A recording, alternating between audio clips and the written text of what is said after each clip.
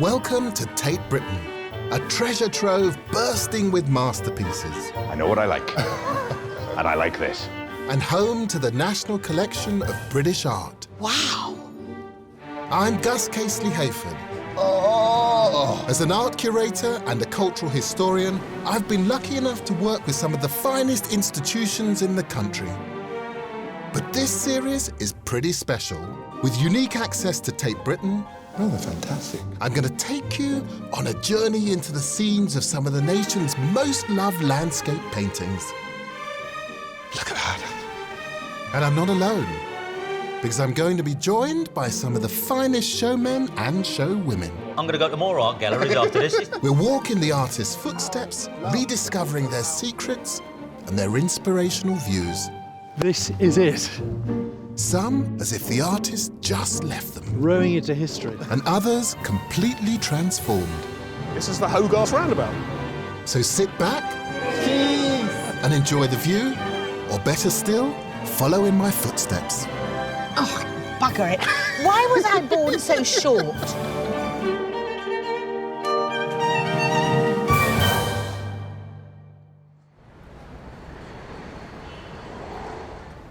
There's only one artist at Tate with a whole wing dedicated to their work, and that's J.M.W. Turner. And when he died, he left 19,000 works to the nation.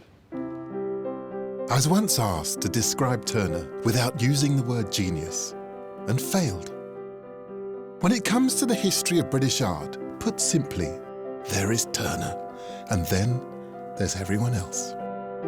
Even today, over 160 years after his death, Britain's most prestigious prize for radical artists bears his name.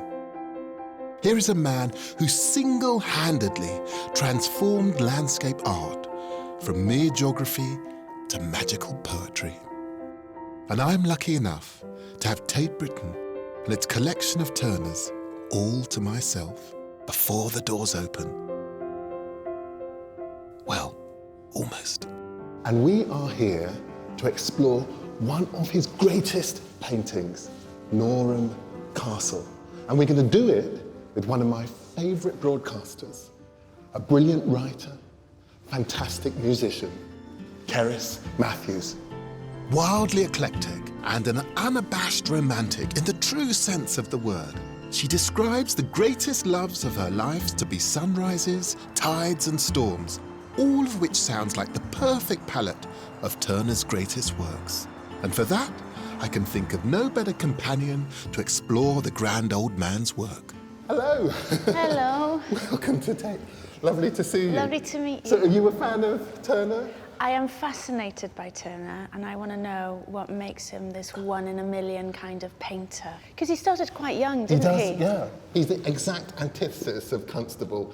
He's right there in the thick of it from a very young age. Tell me then why his paintings had this sort of modernity about them and why they affected people as much as they did and still do.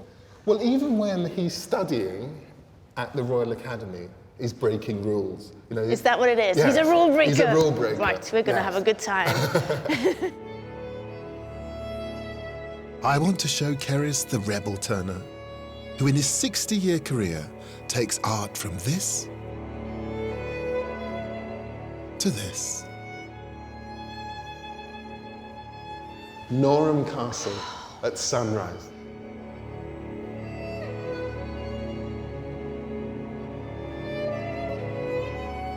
It's one of the most important paintings, I think, anywhere in any collection. I'm going to have to just appreciate it from here first. Goodness. That could be a window. There's so much light pouring out of his painting. Turner is known as the painter of light, and Norham Castle Sunrise is, I believe, his absolute masterpiece. Sitting high above the River Tweed in Northumberland, on the borders between England and Scotland, it captures a part of the world steeped in bloody history, mythology, and fairy tales. Wow. And the thing is that after he died, most of the works in this room, which are all slightly sort of abstract, were thought to have been unfinished, and so they were put away and they weren't really seen by the general public. And it's only in 1905 that there is a complete like 50 years later rethinking. And then when they discovered them, I imagine what the artists of that era were thinking, going, oh my gosh, Turner got that 50 years ago. Great art transcends explanation. However, one should never shy away from context. By the point that Turner painted this, he knew he was going to die. He'd been the man of the age, an eyewitness to a seismic 50 years of revolution, war, and profound change. He didn't believe in God, and I think this is his deathbed confessional, his attempt to make sense of it all. For me, what it says about the man, it's a kind of existential moment of him thinking about his own mortality. And there is that point as one gets toward the end of life in which the things that you think are solid, that you depend upon, seem to slip away. One might think of the castle as being the kind of the permanent thing, but even that is evaporating in the light. It looks shifting, doesn't it? As if it's not quite there. Yes. That sort of acid yellow. Yeah. It's saying that's the light that you look into and that you resist when you're you're on the operating table and they say, don't go into the light. That's the light. That is the light. I would say differently, see. I would say, now that is the heavenly light we're all going to end up into it. But it's also a bit foreboding, isn't it? It is this Do you think so? Well, this looming thing in the sort of the semi-light. And that probably says something about you and I, don't it? You're doomed. I'm doomed.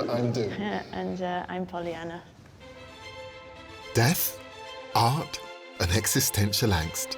These are big, meaty themes, but I don't think I could think of a better companion to share these insights with. And thank heavens for that.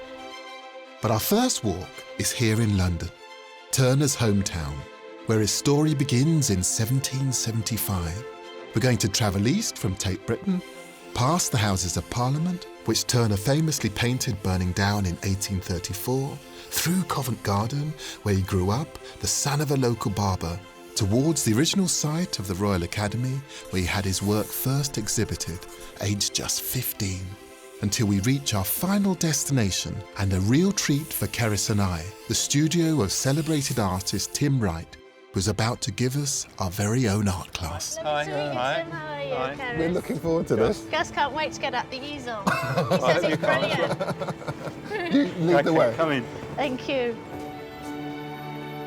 As painting consultant on the award-winning film Mr. Turner, Tim spent 2 years teaching Timothy Spall to paint just like the great man in this very studio. Tim had a real talent, actually. You know, he didn't have any prior training really or anything like that, except a lot of enthusiasm. So we just have to start with the basics. And he had a real talent for colour mixing. It was amazing. He could mix any colour and get it spot on. I haven't done any painting for years and years Nor have and I. years. Well, that's all right. It might be an advantage. Where are we doing it? Over here or Over here. I thought we'd look at watercolour. Step back. He employed a sort of watercolour technique quite a lot in his oil painting, especially in the later pieces. And you can see it, this layering of translucent layers of paint. This is so much fun.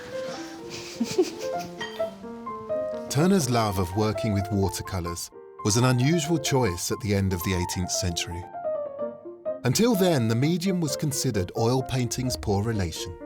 This would be something that Turner would turn on its head by combining the two techniques in paintings like Norham Castle's Sunrise. Turner's famous for working wet into wet. He's quite impatient. Sometimes he's working outdoors, not all the time, but he wants to get a result quickly. So he's working on wet paper.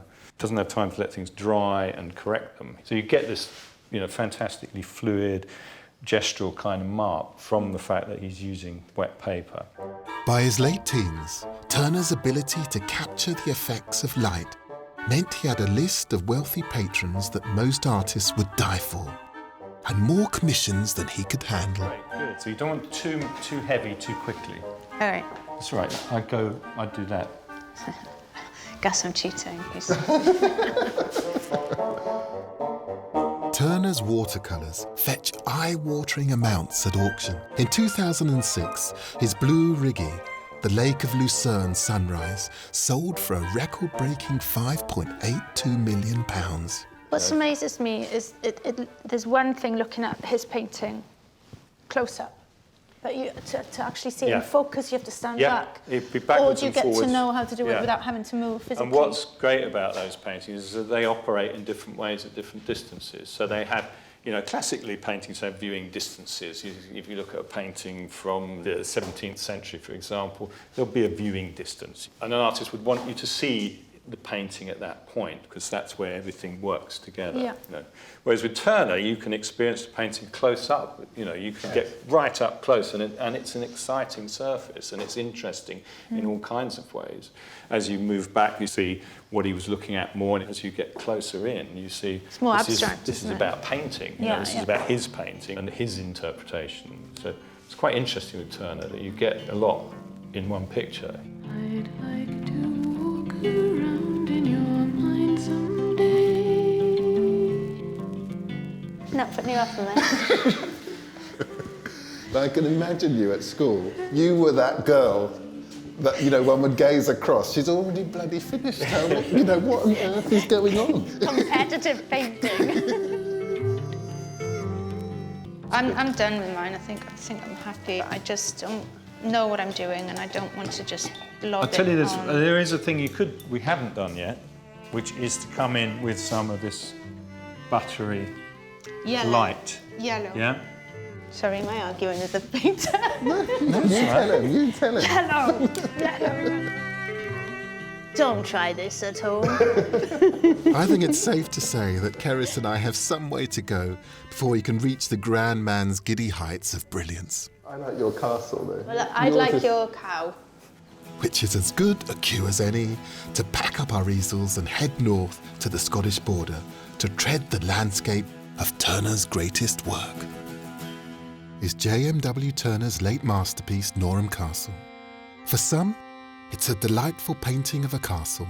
For me, it's a profound meditation on death. And for Keris Matthews, I suspect it's something in between. And that's why I simply adore this man's art. It speaks to everyone, no matter who or where they're from. And that was also the case while he was alive. Forget all those romantic notions of the artist as a penniless, tortured soul. Turner was a self-made man who was fabulously rich by the time he was in his 20s. But as the 19th century and his early 30s approached, his career reached a commercial low. Works like this, Frosty Morning, weren't selling as well as they used to. And that's one of the reasons he created these. This is Turner's rather haughtily titled Liber Studiorum. That's Book of Studies for those of you who didn't learn Latin. It's a collection of prints he started in 1807 with one simple purpose, and that was to fill his own pocket. Unsurprisingly, when you consider his humble beginnings, he really liked money. And Tate Britain curator David Blaney Brown has kindly agreed to show me it.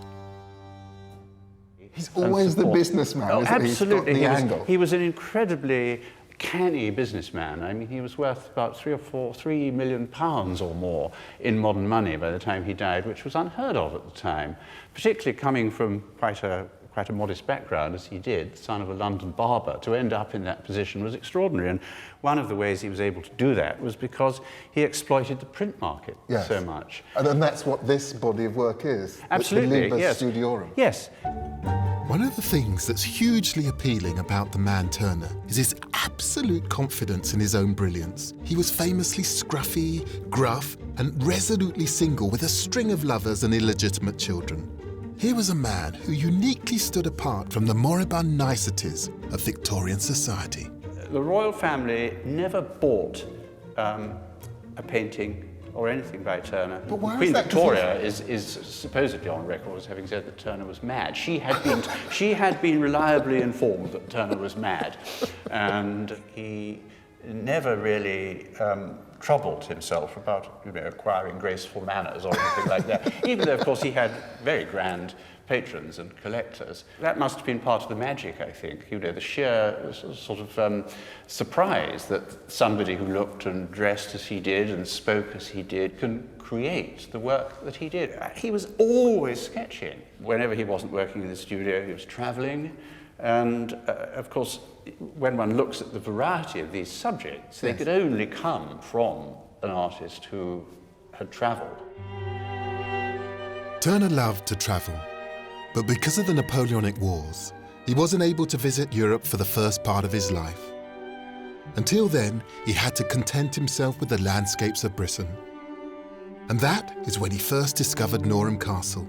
So it's time for Cerys and I to head for a landscape as wild as the great man himself. For all the folk tales that originate here, you don't have to believe in fairies and witchcraft to be seduced by the Northumbrian borders. Here is a place where the sun hangs so low, it feels like the magic hour is stretching out indefinitely. It's unbelievable that you can follow in people's footsteps, isn't it? And try and feel their inspiration. Our next walk takes us to our painting Norham Castle Sunrise along the River Tweed. Starting at Ladykirk and Norham Bridge, we'll walk the southern bank of this natural border between England and Scotland, making our way towards Norham Village, after which we'll head to the subject of our painting, Norham Castle, that inspired Turner over 170 years ago. In case you haven't guessed, I love this place. There's a stillness here that belies the bloody history of centuries of conflict between the Scots and the English. I think borders by their very nature are ethereal. Turner would have recognised that, and so does Cerys. Beautiful. Isn't it? And it's mad to think that this is the centre line of so many wars, battles, deaths, blood loss. And rivers across the world are this lifeline, this artery for communities, and yet they signify a border in so many places as well. Yes, yes. Borders really, really, really fascinate me. Yeah. Where does it all begin? Does it begin like rivers between tribes, and then that grows into a country's identity? It becomes a nation. I mean, I am now straddling two countries. This is in Scotland. I'm in Scotland. Yeah, and I'm in England. I'm not sure if I'm ready to cross. You're not sure? Come on.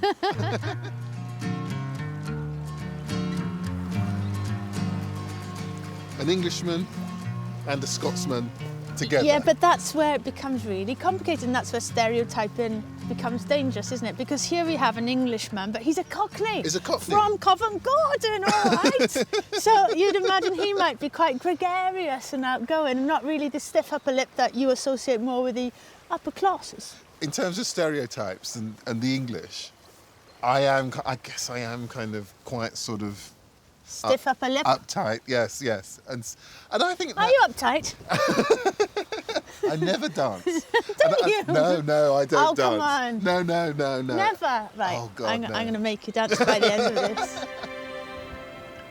Oh, that's a view. I've done this more than once now. Walk to a view from a work of art, and it never ceases to overwhelm you in a rather wonderful way. You didn't warn us about that. That's gorgeous. There's something very ethereal and special about it, haunting. When Turner returned from his first trip here, he got out his watercolours and he painted the castle not once, but twice. And it still wasn't enough. Norham Castle would become one of Turner's obsessions. Was it the history of the place? Or the beauty of the light that brought him back? No one can be quite sure. And looking at it here, thinking this was the spot where my great hero stood, I don't care. Because I think it's 9 times that the Scots actually attack the castle. I mean, that castle, you really do get a sense that the history that it has lived through is represented in its kind of ragged, ruined profile.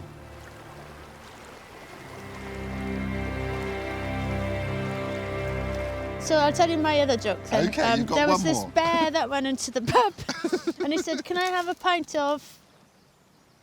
Pint of Oh, God! And then the landlord says, "Why the big pause?" Oh no! That is terrible.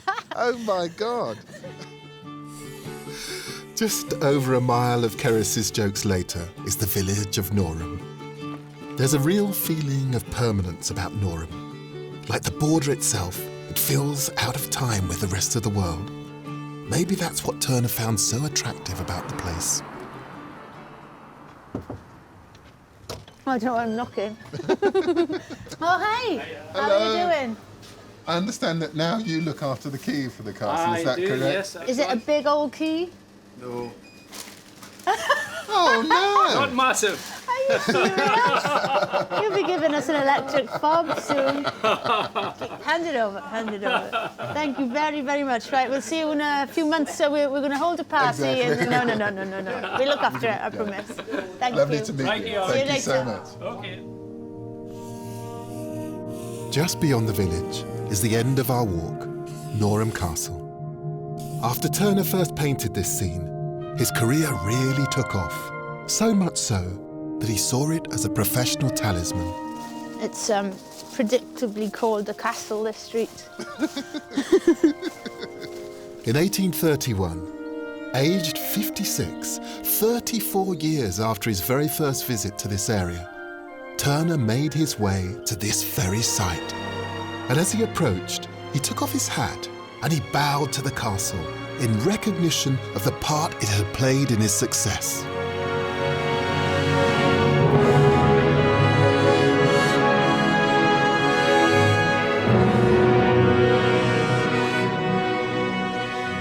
From where we were in the village, it just seems like an old ruin, doesn't it? With a very foreboding, eerie kind of presence. But now it's far more majestic.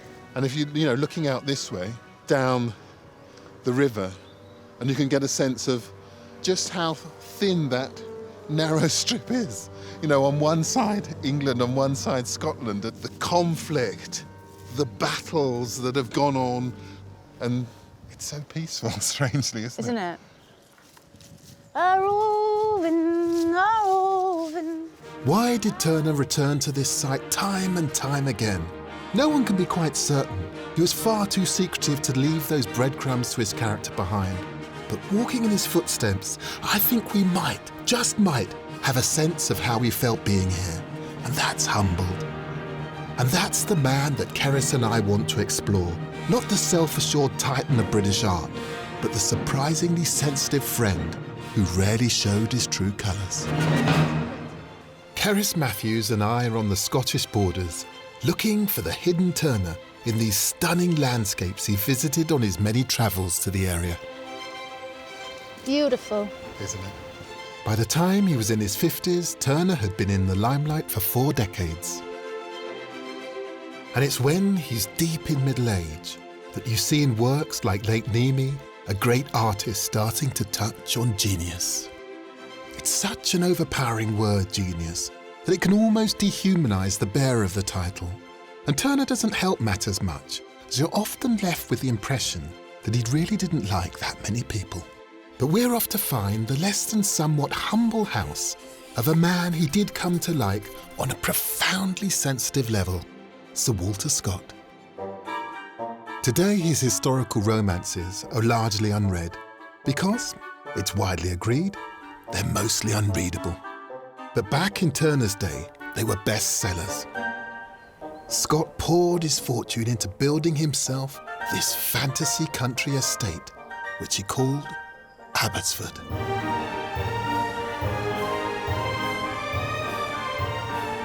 It almost bankrupted him. And when Turner arrived here in 1831 and saw it for the first time, he couldn't help but reach for his pencil.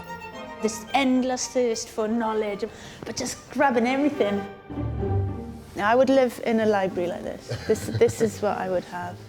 Welcome to my library, Gus. He's got that hipster moustache. All the rage now.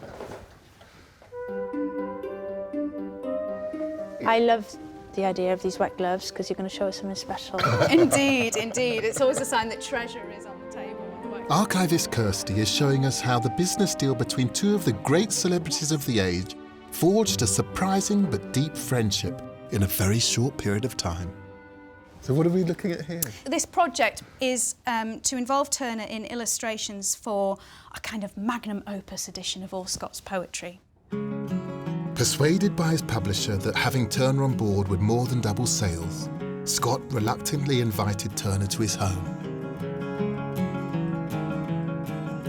And with roughly £50,000 in today's money on the table, Turner agreed. Turner eventually does turn up in August, but he turns up in a sort of surprise, a whirlwind at 8 o'clock in the evening, disrupting dinner, which is never what, nobody disrupts dinner in my house. They were odd bedfellows, really. Turner taciturn and by all accounts quite often drunk, and Scott a proud host, forced to retire earlier and earlier in the evenings due to his failing health. OK, so what we've got here are 2 of the 12 illustrations, the watercolour illustrations that Turner did for that series of poetical works. Abbotsford itself here. It's got echoes of Norham Castle, doesn't it? Indeed. Yes. With the livestock in the front giving perspective. He's not someone who gets on with many people in the way that he seems to with Scott. As they were journeying out in the landscape and enjoying the borders, legends and stories that Scott was telling them, I think he sees a new side to Turner. He's been charmed. Yes, he's been charmed and enchanted. Yes. And as part of their research, and despite his ill health, Scott insisted on taking Turner to sketch the places that inspired his literary works. So we're heading out into the landscape that reignited Turner's passion for this mysterious border region that's all at once eerie and ethereal. Walk 3 sets off through Abbotsford's magical grounds, taking us to the River Tweed. We'll walk its banks before returning through woods to the house's main gate. Right, skinny dip. I just love the idea that we are now walking in their footsteps, that perhaps they would, on a lovely early evening like this, be wandering along the River Tweed, philosophising. By the time he came to Abbotsford, Turner was well known for his emotional representations of water. And he had a particular soft spot for rivers. And when he wasn't sketching them from the bank, he was fishing, a pastime he shared with Sir Walter Scott. I think that's the beauty of getting older, is understanding those people that make you understand more of the world and enjoying spending time in their company. Yes. You know, this time is precious. I've come to a point now where I reckon I'm cruising in middle age, and there's a certain window that one has at this point where you've still got your body working to a certain degree. So there is a certain value to the time left. Yes. So in all the noise of daily life, with all our beautiful gadgets and all the clamour of silliness and celebrity and Instagram and Snapchat and all the rest of it, just remind yourself that this is an incredible privilege to be here, just for the transient amount of time that we can be here. And with your music, are there things that you would like to do? I mean, do you have particular goals that you... I know what I'd like to do. I'd like to sit in the piano in that house with a burning fire and a nice glass of Bordeaux and sing a song that somebody sung a couple of hundred of years ago. That sounds nice. And see how that sounds.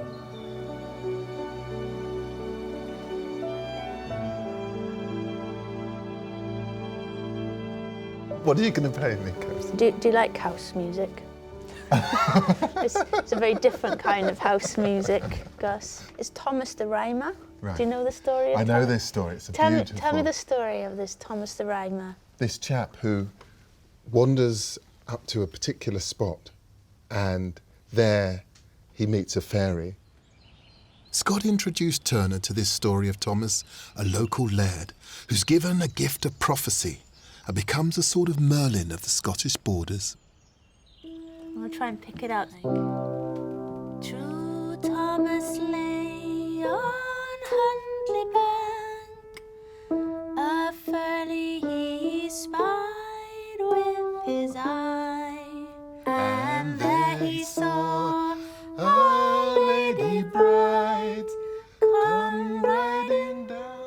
Everyone should have a magical moment on the borders. Singing with Cerys Matthews in furry slippers in Sir Walter Scott's house. That's mine. Take a look at this. San Bernardetto looking towards Fusina. One of the things that makes Turner such a great artist for me is the way he responds to light. Throughout his life, he regularly got up before dawn to see the sunrise, so I thought I'd join him. And with views like this, for once in my life, I'm glad to be up so early. And I've left Cerys back at the hotel in bed, and I'm retracing footsteps of Turner. Walking to one of the places that had the greatest impact on Turner of his whole tour. Starting at Sandyknowe Farm, once owned by Scott's grandparents.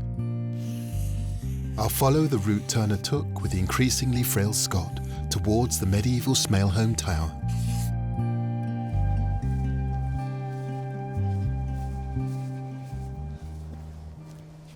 And it's an absolutely stunning spot. And more than stunning, it has this castle. Smailholm Tower was built around the 15th century to offer a refuge for locals from sporadic English raids. Just sits on the top of the hillside. Look at that. And when Turner saw this ruin for the first time, he seemed to be captivated by it and almost immediately started sketching.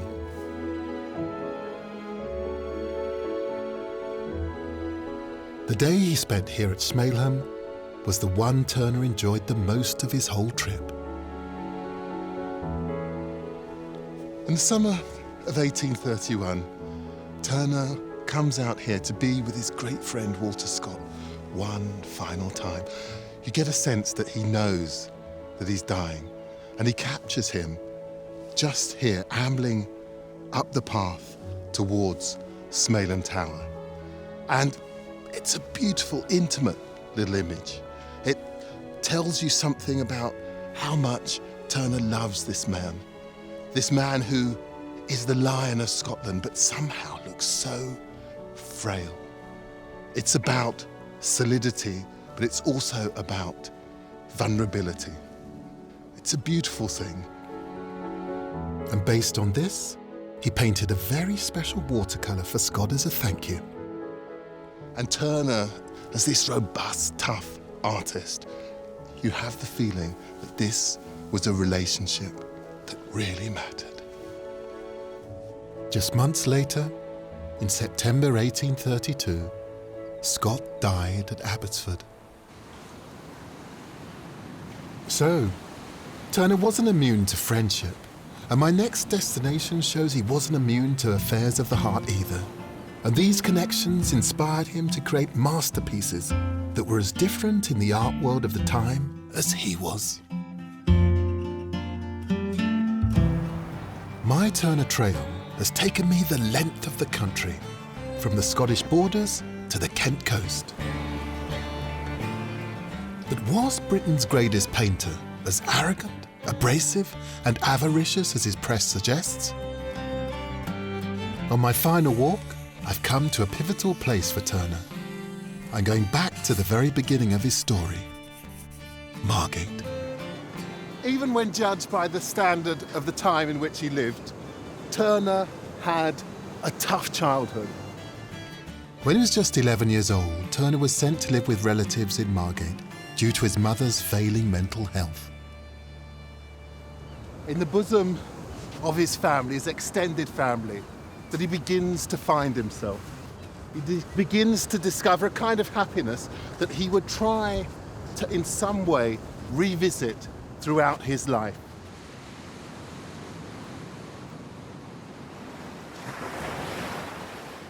And this is Turner's place of refuge, of inspiration. From boyhood through manhood, this is where he would come to recharge, replenish, and be inspired. Heading out east of the town on the sands at Botany Bay, I'm following the coastal path towards Margate's harbour, ending my walk at the Turner Contemporary Gallery.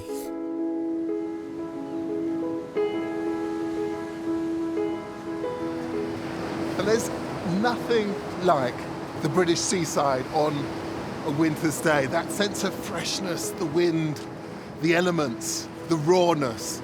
And I feel pretty sure that's what attracted Turner here. Turner was undeniably a force of nature. It brings to mind the apocryphal tale of Turner tying himself to a mast of a ship during a snowstorm for 4 whole hours just to create this painting. But he was also a child of nature. It's here he first sees the sea as a young boy. From then on, the cliché is true. The sea was his mistress. Fisherman at Sea was the very first oil painting he exhibited. He dedicated a whole section to the sea in his Liber Studiorum. And here, in his largest ever canvas, the Battle of Trafalgar, he captured the glorious death of his hero, Admiral Lord Nelson. His knowledge of the sea comes from these very views. Throughout his life, Turner walked Margate's north-facing beaches in all weathers. He soaks in everything, all the elements, and he gets them down on canvas. Approaching Margate's seafront and the site of the boarding house where Turner famously moved in with its landlady, Mrs. Booth, brings to mind one of his much earlier loves. His school friend's sister. A woman who he absolutely falls for, and he goes away travelling, comes back, and she's married someone else. And he's left utterly devastated. We've all felt that. We've all felt that. And I wonder whether you look into the eye of those huge storms that he paints. You look into the wind that he conjures. And some of that elemental, that fire, is about him never, ever recovering from that loss. Turner only returned to Margate more than 30 years later, and this time, under what he called the loveliest skies in Europe, he met another lovely lady, the landlady of the seaside guest house he stayed in, Mrs. Booth. This shell-shaped structure, an unlikely homage to Turner's Margate mistress. And it's around this point, knocking on 60, that Turner pushed painting to its very limits. It's pretty obvious that one of the reasons that Turner comes back and back and back and back to Margate is the light. It is just exquisite. A lot of people have looked at his work and they've thought, this man, he was the first impressionist. And I utterly, personally disagree with that. If you look at one of those great Monets, Manets, they are exquisite. It's all here, it's all on a single plane. The beauty of Turner is he places you in the canvas. You are there, surrounded by the sea, surrounded by the wind. You can smell the salt. This is robust art. It's everything connected to elements, to love, to all the things that we feel and lust about. All of it trapped in a canvas. Turner's claim on the title of Father of Modern Art is celebrated here at the Turner Contemporary Gallery. Opened in 2011, it stands on the site of Mrs. Booth's guest house and is testament to Turner's influence on artists of all genres centuries on. Artists like the very talented composer Helen Caddick, whose most recent work, Haze, draws inspiration from 5 of Turner's seascapes from this later period. I felt that I could string them together to form a fictional narrative of a boat taking a journey around the East Coast. So I started with the painting Blue Moonlight Over Yellow Sands, and what I really loved about that painting was the stillness and the calm.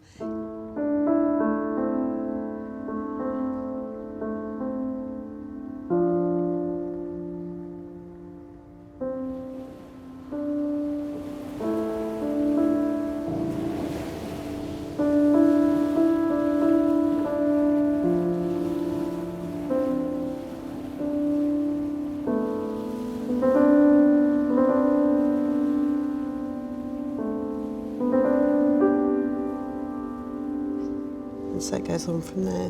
One of the things I absolutely adored about it is the way in which you use the reverberation, that kind of sustaining of the note. It feels very much like the way in which his paintings absolutely encompass you.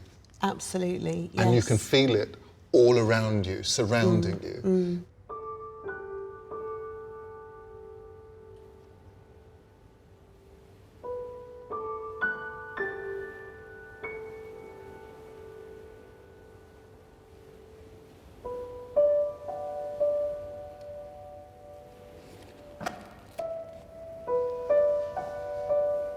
And this builds and builds, and then we have this melody coming.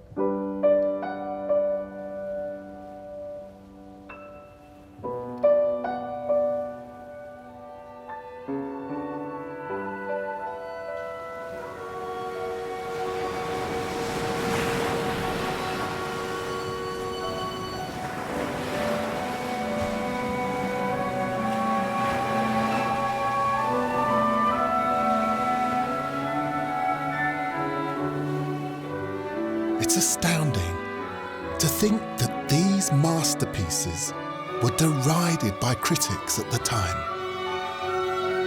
They are utterly unique, just like J.M.W. Turner himself, filled with all the elements of his life and echoes of his previous works. And it's at this moment, aged around 70, that Turner picked up his brushes and oils and painted Norham Castle one last time.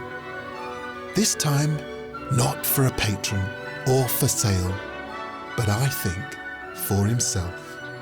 And the result is dazzling.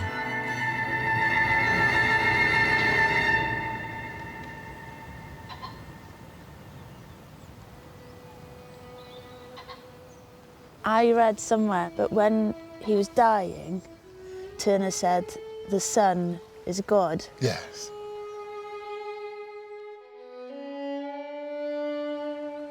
You know, maybe it's me about my age as well, but I look at it and I do see a man facing his final reckoning and coming to terms with it. And it was Scott that said about the death being not the last sleep, but the final awakening. Exactly, exactly. And I guess that's what you've got the narrative going on here. If you're being optimistic. One of Turner's final paintings became his greatest.